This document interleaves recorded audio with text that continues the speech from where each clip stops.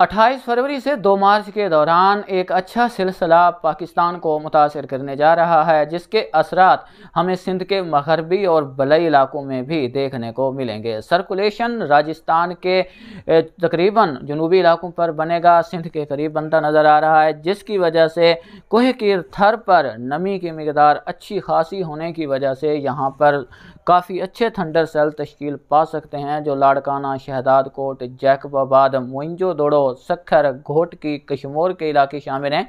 इन इलाकों में तेज़ हवाओं या आंधी और शदीद गरज चमक के साथ बारिश का सबब बन सकते हैं।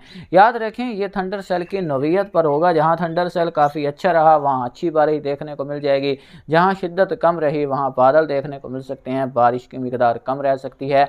अगर बात की जाए नवाबशाह, सांगड़ और मीरपुर ख़ास के इलाके शामिल हैं, इन इलाकों में भी बादल बनने के इम्कानात मौजूद रहेंगे। अगर कोई शिद्दत अच्छी रही तो इन इलाकों में भी बारिश देखने को मिल सकती है। ये 28 फरवरी से 2 मार्च के दौरानिए में कोह कीर थर पर काफ़ी अच्छी डेवलपमेंट होती नज़र आ रही है। कराची में फ़िलहाल बादल बनने की उम्मीद की जा रही है, लेकिन किसी भी खातिर खा बारिश की तवक्को नहीं है। सनसनीखेज़ खबरों पर ध्यान ना दें।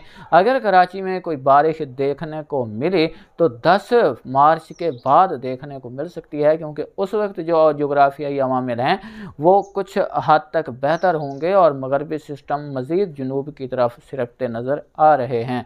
फ़िलहाल मॉडल यही पेशगोई कर रहे हैं कि 10 मार्च के बाद अप्रैल और मई में कराची तक कश्मीर अच्छी बारिशें देखने को मिलेंगी।